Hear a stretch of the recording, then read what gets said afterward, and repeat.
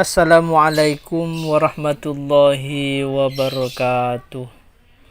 Bismillahirrahmanirrahim. Alhamdulillahi rabbil alamin. Wabihi nasta'in wa ala umurid dunya waddin. Wassalatu wassalamu ala ashrafil anbiya'i wal mursalin, Sayyidina Muhammadin wa ala alihi wa sahbihi ajmain, amma ba'du. Anak-anakku semuanya, hari ini kita akan memulai pelajaran tahun ajaran 2021-2022. Dan hari ini kita akan belajar tentang ilmu fikih.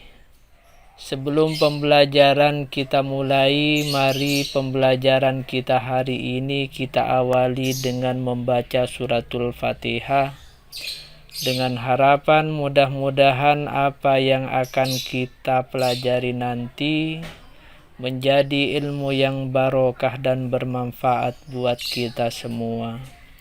Dengan barokahnya suratul Fatihah, mudah-mudahan kita semuanya beserta keluarga-keluarga kita selalu dijaga dan dilindungi oleh Allah Subhanahu wa Ta'ala dari pandemi COVID-19. Ala hadhihi niyah bi barakatil Fatihah.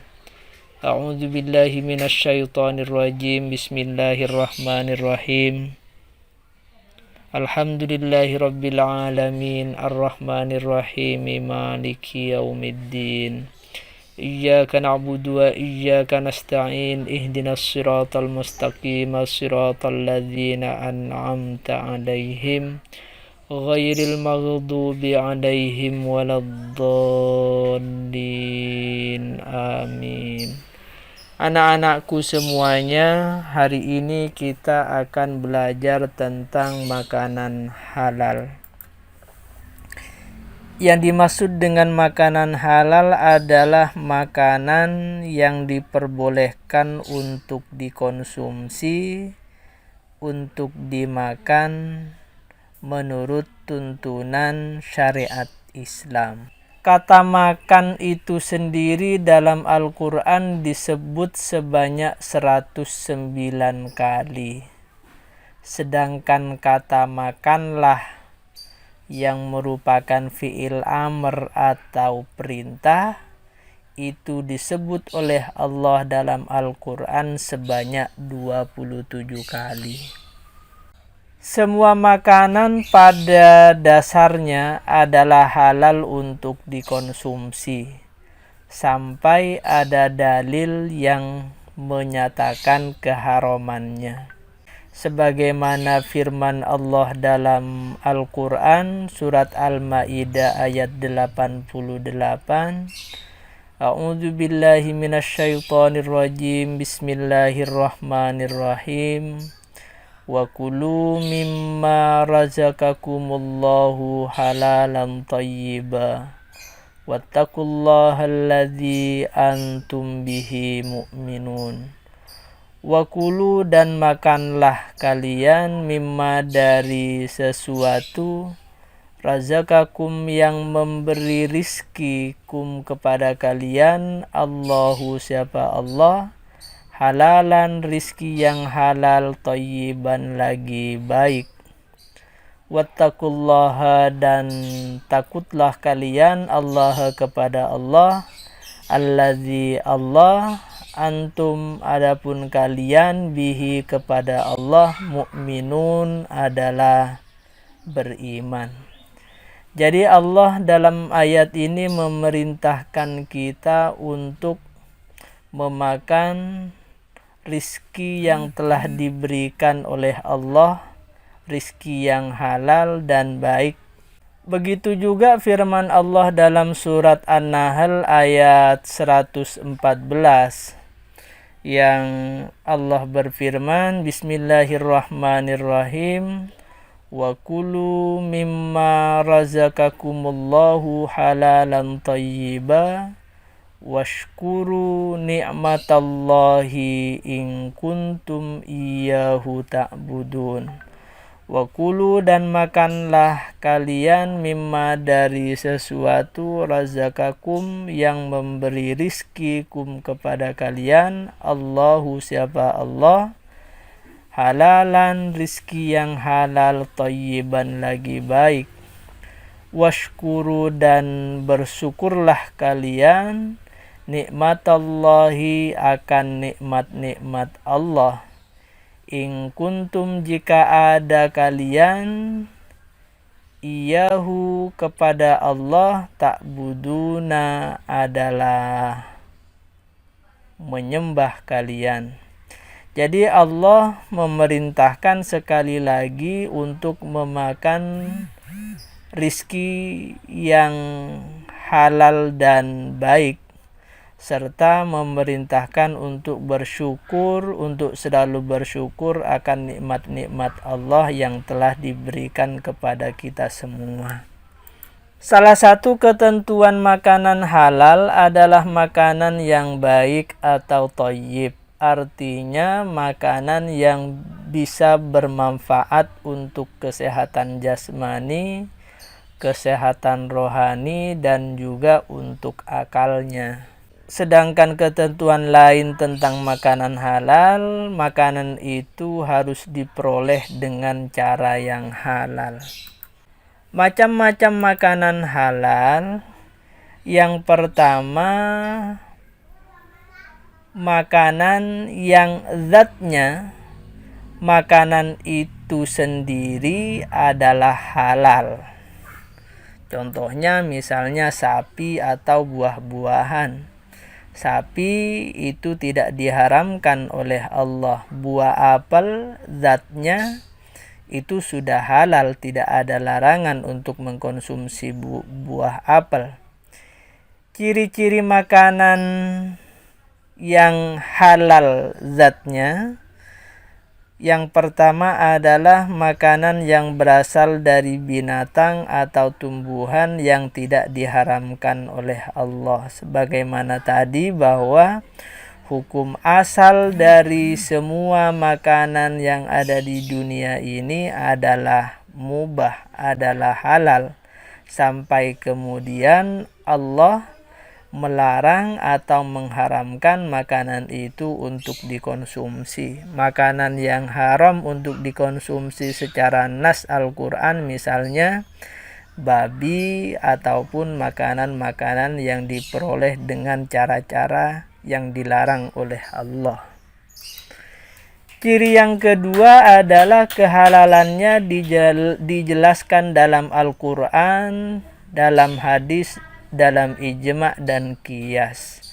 Jadi kehalalannya itu jelas berdasarkan sumber-sumber hukum Islam.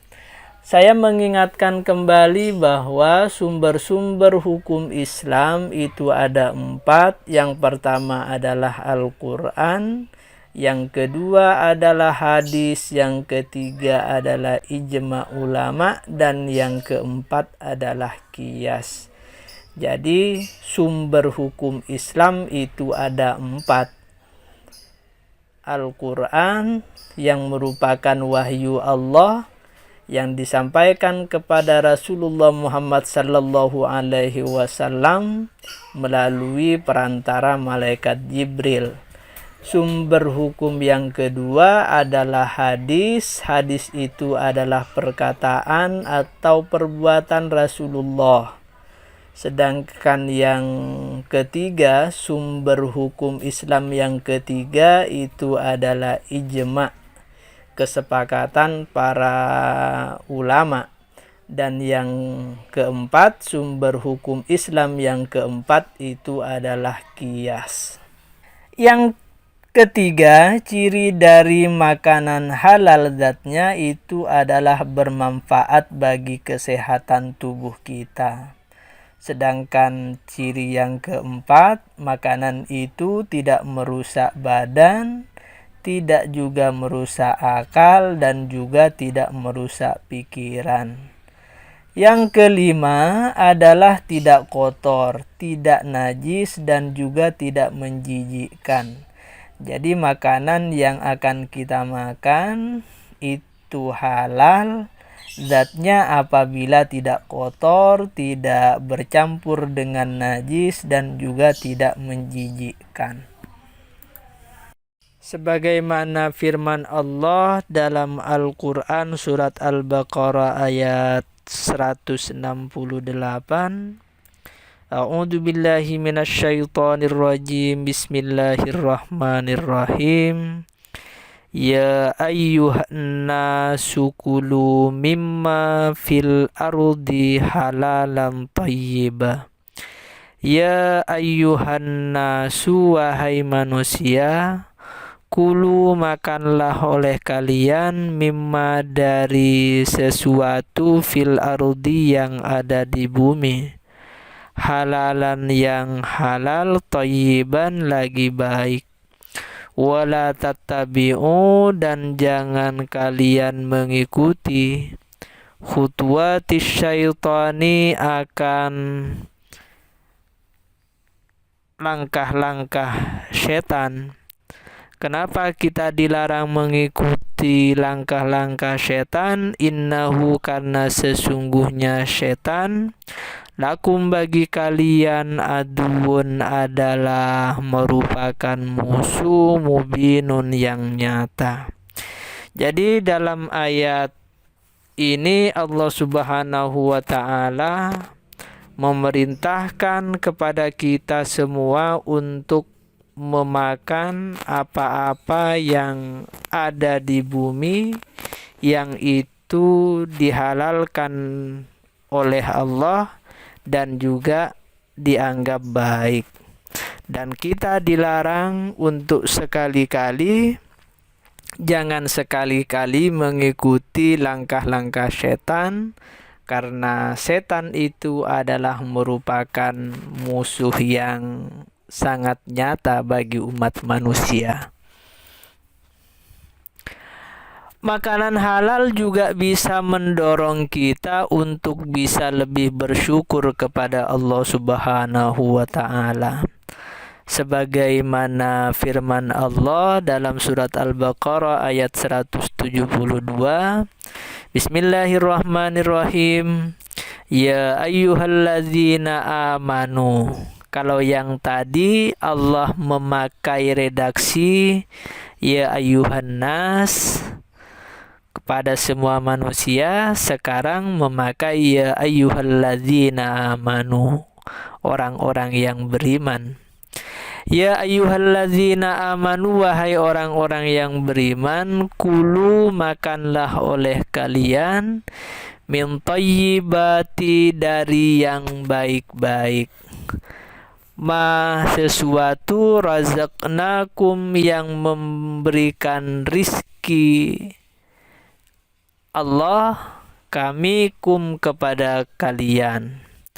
Washkuru, dan bersyukurlah kalian lillahi kepada Allah.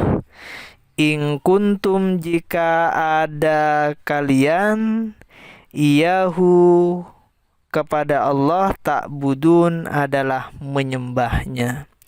Jadi Allah memerintahkan untuk memakan, untuk mengkonsumsi makanan yang baik-baik, yang itu semua adalah merupakan pemberian, merupakan rizki Allah kepada kita. Dan Allah juga memerintahkan kita untuk senantiasa bersyukur kepada Allah. Yang kedua adalah halal cara memperolehnya. Makanan yang zatnya halal tapi cara memperolehnya dengan cara yang dilarang oleh Allah, maka tidak boleh untuk dikonsumsi. Jadi makanan halal dapat menjadi haram apabila diperoleh melalui cara-cara yang dilarang oleh Allah. Misalnya kita mencuri sapi misalnya. Sapi itu halal, tapi karena cara memperolehnya itu dilarang oleh Allah dengan cara mencuri, maka sapi itu kemudian menjadi haram bagi kita. Sebagaimana firman Allah dalam Al-Quran surat Al-Baqarah ayat 188, Bismillahirrahmanirrahim, wala ta'kulu amwalakum, wala ta'kulu, dan jangan makan kalian, amwalakum, akan harta-harta kalian, bainakum, di antara kalian, bil batili, dengan cara yang batil, dengan cara yang tidak benar. Watudlu, dan jangan menyuap kalian, biha, dengan harta, ilal hukami, kepada para hakim, litakulu, dengan maksud agar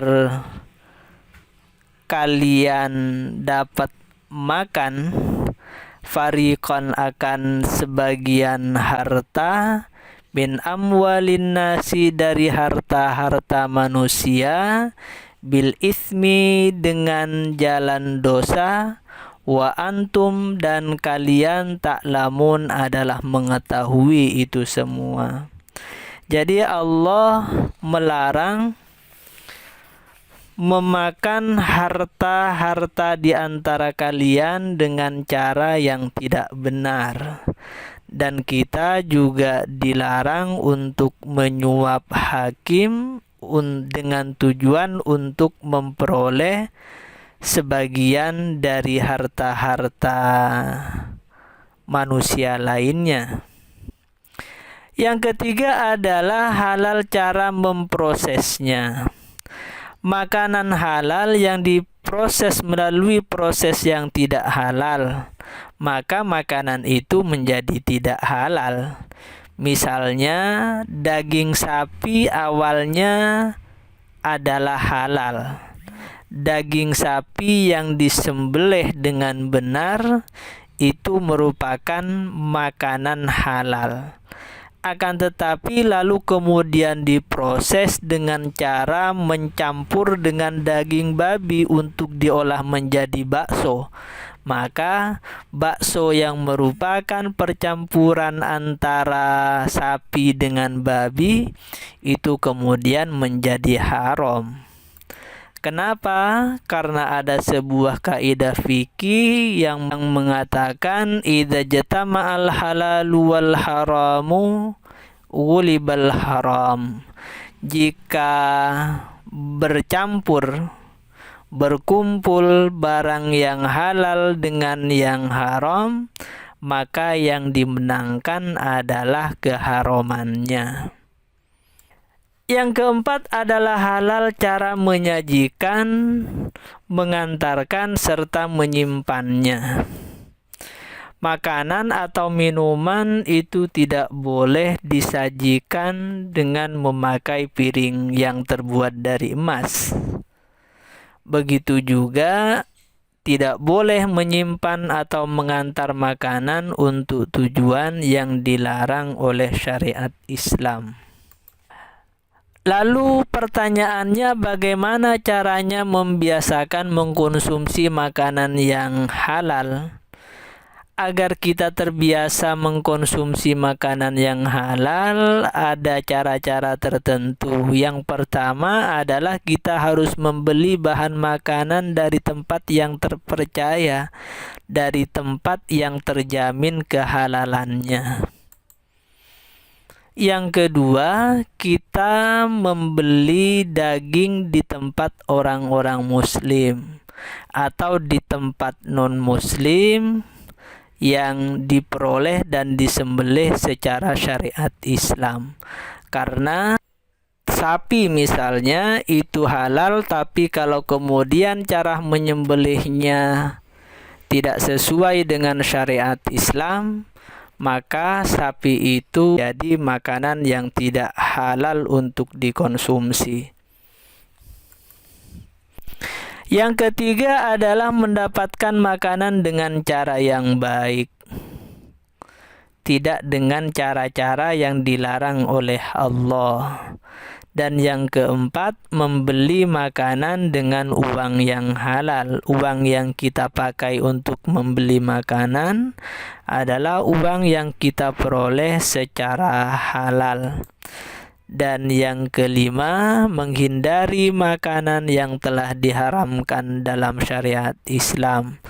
Misalkan yang diharamkan dalam Islam itu adalah daging babi, anjing, dan nanti akan dibahas pada bab binatang-binatang yang halal dan haram untuk dikonsumsi.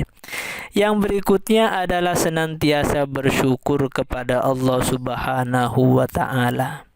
Lalu apa manfaat mengkonsumsi makanan halal bagi tubuh manusia? Manfaat mengkonsumsi bahan makanan halal bagi tubuh kita yang pertama adalah tubuh kita terhindar dari murka Allah Subhanahu wa Ta'ala. Yang kedua, tubuh kita akan selalu sehat. Yang ketiga, makanan yang kita makan akan menghasilkan hati dan pikiran yang bersih. Dan yang keempat, mendapatkan rizki yang halal dan dilipat gandakan oleh Allah Subhanahu wa Ta'ala. Dan manfaat yang kelima, menunjukkan pada umat agama lain bahwa Islam adalah agama yang baik, yang dalam hal makanan selalu menjaga kebersihan dan juga halal haramnya. Sedangkan hikmah mengkonsumsi makanan halal, yang pertama adalah mendapat kesehatan hati dan jasmani. Yang kedua, doa mudah dikabulkan oleh Allah. Yang ketiga, dijauhkan dari siksa api neraka. Dan yang keempat adalah menumbuhkan perbuatan yang baik. Demikian pembelajaran fikih pada hari ini.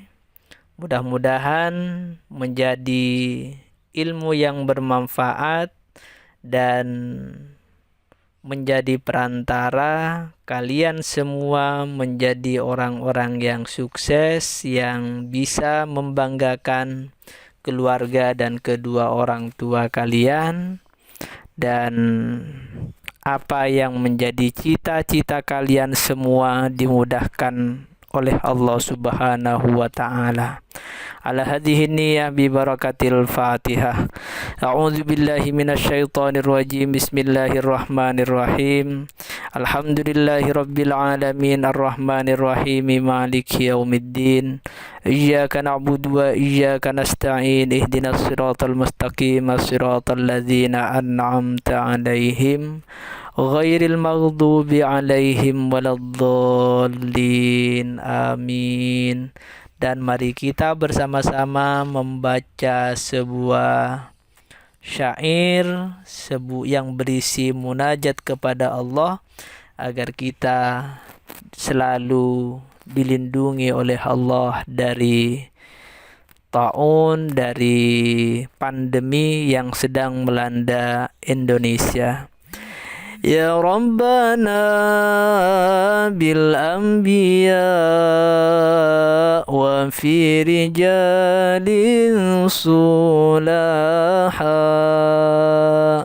isrif anna harral waba wa qina syarraz zulama